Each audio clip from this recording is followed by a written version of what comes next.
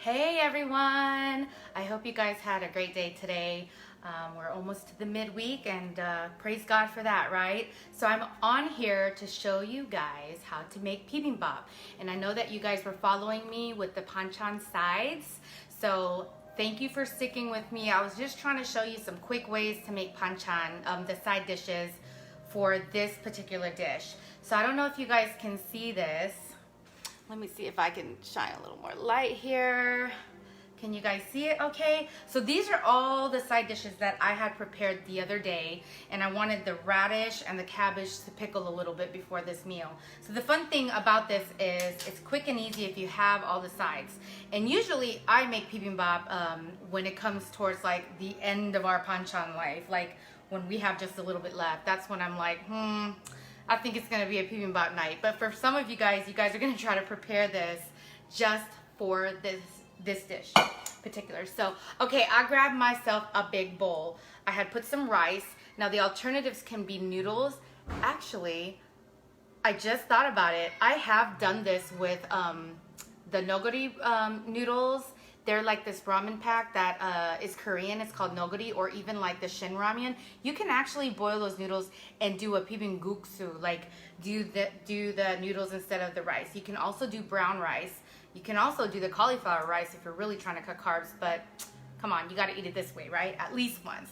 So, okay, so I've got my rice there in the middle, and what I'm gonna do is I'm gonna like slowly build my bibimbap. So I grab a little bit of the cucumber and I kind of nicely put it here. I know a lot of you guys probably saw pictures of bibimbap, like numerous pictures of it looking so beautiful.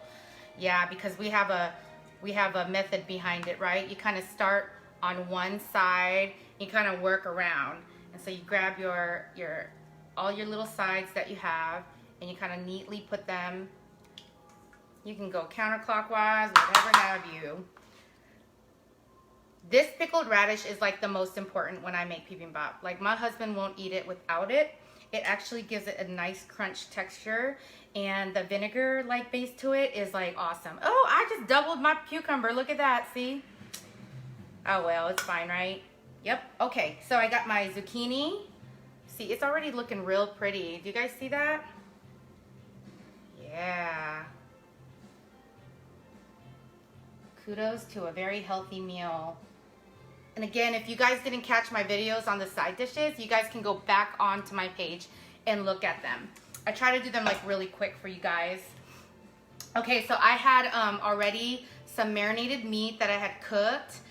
During the week, I had the marinated tweju bulgogi, the pork bulgogi, and so I had left some in the marinade knowing that I was gonna do bibimbap with all this panchan that I made. So I went ahead and cooked that, and I'm gonna put that as a little bit in there. I'm gonna top that right there. It's looking so pretty. Okay, and then now I have my pre-cut lettuce. You can use like the spring mix. If I use the spring mix, I usually try to give it a good chop, so that way like you're not like shoving a bunch of veggies all in your mouth at once, although that's how we eat. But I pre-cut that. I just had some romaine lettuce. I can't seem to find arugula or spring mix at the stores lately, so I'm still waiting for the zombies to pop up because we're still out of stuff. So anyways, I pre-cooked some sunny side eggs, okay? It has to be sunny side up. Like it has to have the runny yolk in the middle. So that's what I did. And I usually take 2 eggs. My husband will take 1. I just like egg in mine, okay? So I'm gonna take that. I'm gonna top it on the top. Whoop, that one got away from me. All right. So I just placed it right there. Okay. And some people also like to just have their gochujang on the side so they can like take what they want.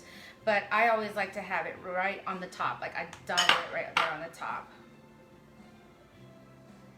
Yeah, boy. What? Look at that. That is so awesome.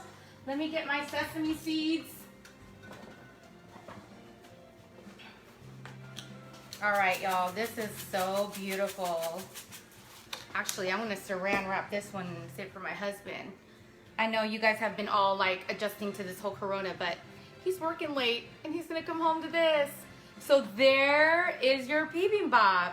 And then I had another question about bibimbap. There's also another way that we eat it. It's called dorsot bibimbap. And that's actually in this stone bowl.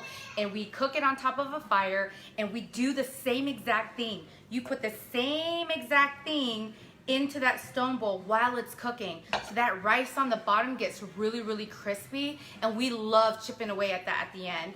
But don't forget this. This is the sesame oil. You need a lot of this. So if you're a sesame oil lover, you're gonna love this. I always like to just put a heavy, heavy, heavy dose. Like if you can't taste that sesame oil, you gotta go in